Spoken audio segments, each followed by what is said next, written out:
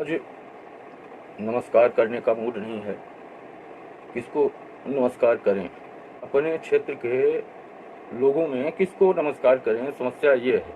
2 दिन से मुझे कुछ समझ में नहीं आ रहा कि क्या बोलें लोगों से। निर्भया जैसा केस हमारे क्षेत्र में हो गया।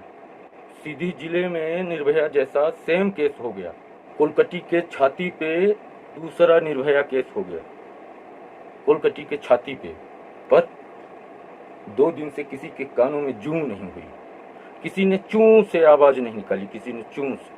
कितनी शर्म की बात है। यहाँ से 10 किलोमीटर की दूरी में इस तरह का बलात्कार हुआ जिस तरह निर्भया के साथ हुआ था। दिल्ली में आग लग गई थी। पूरी दुनिया रोड पे आ गई थी। पूरी दुनिया दुखी थी। पर आज हमारे गांव में हुआ, हमारे तहसील में हुआ, हमारे जिले में हुआ, एक आदमी चूं से बोलने वाला नहीं मिला। चूं से इतना बड़ा कांड हो गया, कोई किसी को कुछ फर्क ही नहीं पड़ा। किसी को कुछ ऐसा लग रहा है कुछ हुआ ही नहीं। पूरे जिले में जैसे सब कुछ रोज चल रहा था वैसे ही चल रहा है। लोग अपनी मस्ती में मस्त हैं। वो जो घर से नेता बन के आते हैं, मार्केट में बैठ के नेतागिरी पेलते हैं और फिर जाके घर में बीवी को बताते हैं कि ऐसा ऐसा हुआ, ऐसा ऐसा हुआ, और 30 मार्खा बने बैठे रहते हैं। मार्केट में आके दूसरे का पान और दूसरे की चाय पी के और बहादुरी के किस्से बताते हुए बैठे रहते हैं। वो लोग रोजमर्रा की तरह अपना काम कर रहे थे। रोजमर्रा की तरह दूसरे की चाय और एक पान की उम्मीद में दूसरे की चापलूसी करते बैठे। किसी को कोई फर्क ही नहीं पड़ा।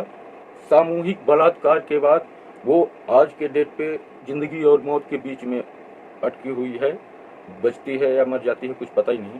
पर जिस तरह के यहाँ के लोग हैं तो मुझे तो लगता है कि वो बेचारी लौट के ना आए, नहीं तो इन लोगों का फिर से मुंह देखेगी कि ये लोग जानवर हो चुके हैं।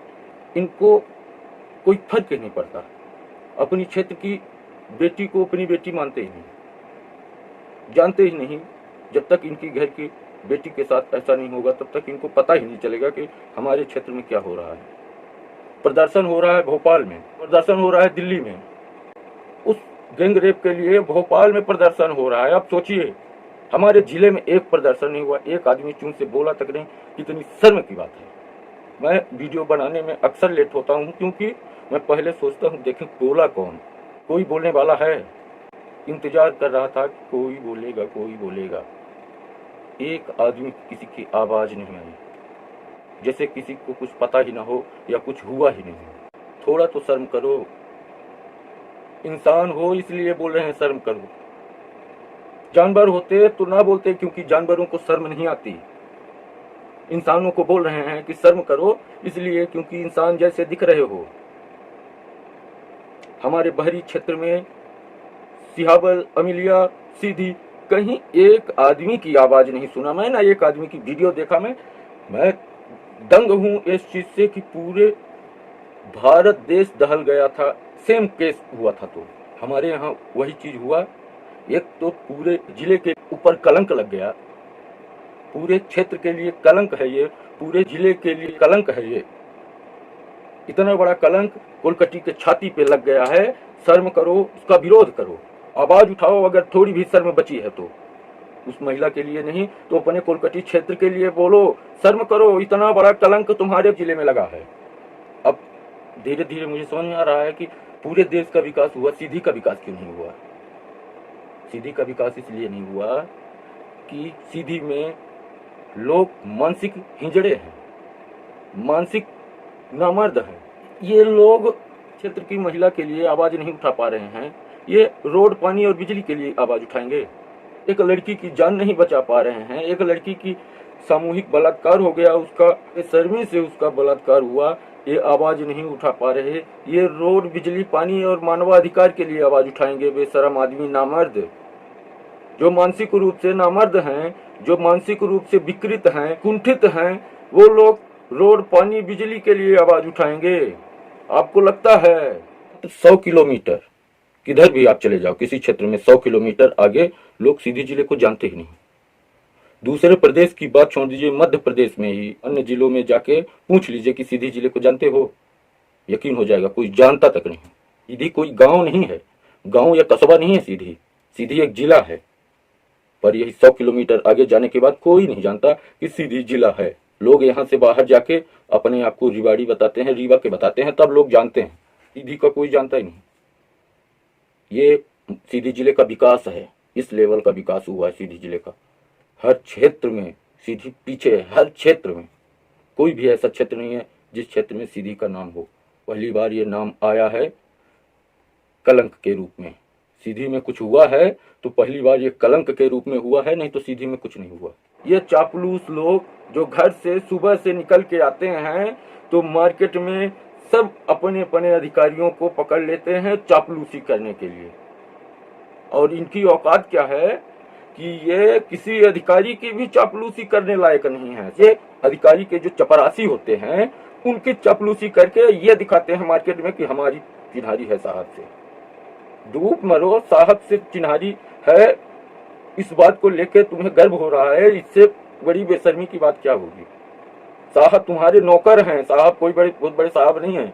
अपने अधिकार जानते नहीं, अपने मानवाधिकार जानते नहीं, इसीलिए तुम साहब को, अपने साहब के चपरासी को खुदा मान रहे हो। मतलब चूतियापा का भी एक हद है। यही पूरा दिन काम है इनको, चापलूसी चापलूसी चापलूसी।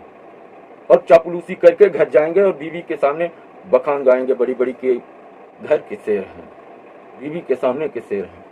मैं इससे पहले वीडियो बनाता था तो ये लोग मानसिक हिजड़े मेरी वीडियो लाइक नहीं करते, शेयर नहीं करते, क्योंकि इनको पता है कि अगर लाइक कर दिए तो हमारे जो साहब के चपरासी हैं वो कहीं नाराज ना हो जाएं। तो ये चापलूस साहब, चापलूस और विरोध दोनों तो एक साथ नहीं हो सकता।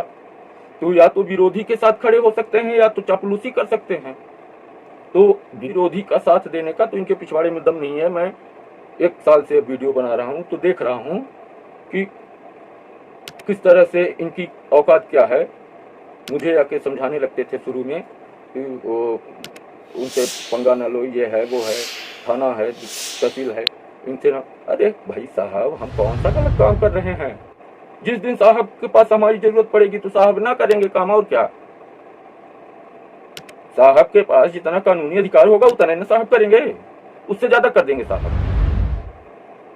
तो फांसी दे देंगे तो मर जाएंगे, और क्या करेंगे। पर ये हिजड़े की जिंदगी तो नहीं जिएंगे ना। चापलूसी करते करते इतने चापलूस हो गए कि गांव की लड़की का इतना बड़ा अत्याचार हो गया, बोलते नहीं बन रहा, ये हो गया, और तुम चुपचाप बैठे हो। चापलूसी का ही नतीजा है। मुंह से एक शब्द नहीं निकल रहा, वो चापलूसी का ही नतीजा है कि चापलूसी करते करते आदत में पहुंच चुके हैं, डीएनए में, खून में जा चुका है चापलूसी। शुद्ध विचार तुम्हारे दिमाग में आ ही नहीं सकते। चापलूसों के दिमाग में शुद्ध और सीधा जवाब और निष्पक्ष जवाब आ ही नहीं सकता, बेबाकी सवाल आ ही नहीं सकता, क्योंकि चापलूसी करते करते उस लेवल में जा चुके हो कि अब सच बोलना संभव ही नहीं है। अब तुम्हें ही लगता होगा कि सच जो बोल रहा है वही गलत है।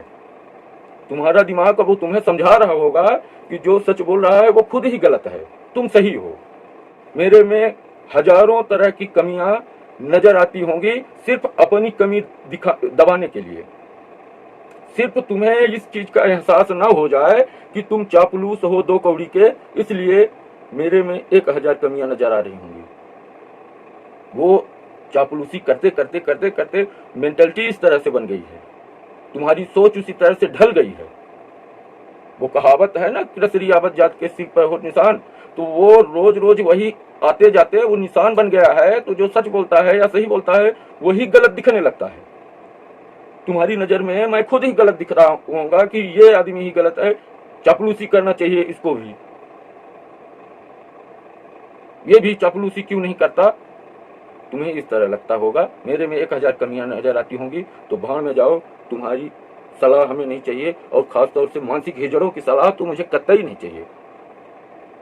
आज मेरे में इतना बड़ा गुस्सा है जिसकी कोई सीमा नहीं। गुस्से में पूरा दिन देखा कि कोई शायद सीधी में बोल रहा हो, कोई देवसर में बोल रहा हो, कोई सिहावल में बोल रहा हो, कोई बहरी में बोल रहा हो, कहीं कोई चूं तक नहीं हुआ। किसी के मुंह में छेद ही नहीं है, कुछ बोल ही नहीं पा रहे कि हुआ क्या है।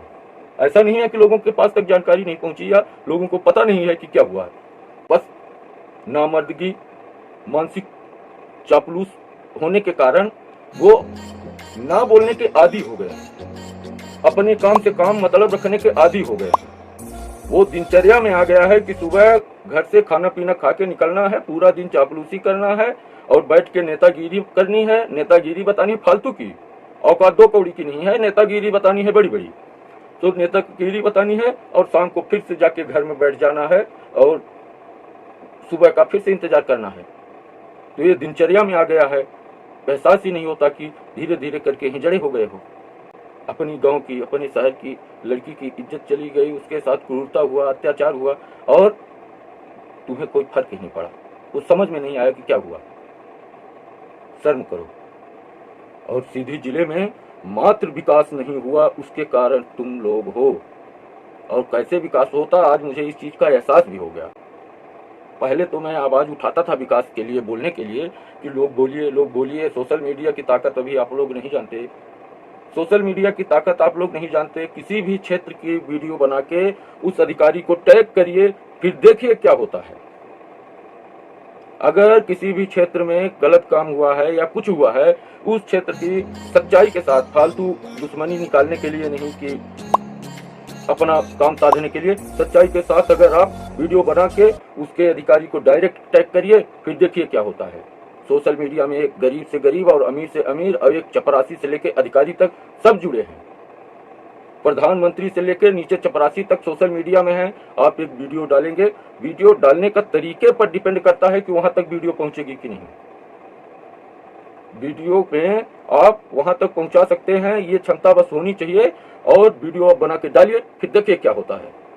सोशल मीडिया की ताकत अभी जानते ही नहीं है कि सोशल मीडिया की ताकत क्या है। बच्चा बच्चा और अधिकारी अधिकारी सोशल मीडिया से जुड़ा है। आप एक वीडियो बना के देखिए, ऐसी की तैसी हो जाएगी। कोई भी अधिकारी हो, अगर गलत काम कर रहा है तो आप अपने अधिकार का उपयोग करके उसकी शिकायत कर सकते हैं। और खास तौर से उसका प्रूफ वीडियो बना के तो आप उसके अधिकारी को दे ही सकते हैं। वो भी नहीं मानेगा तो उसके भी अधिकारी को देंगे, वो नहीं मानेगा उसके भी अधिकारी को देंगे, देते जाएंगे जब तक नहीं सुनेगा। जो लोग मुझे थोड़ा भी जानते हैं वो ये जानते हैं कि मैं करिया नाग से भी ज्यादा बदला लेता हूँ।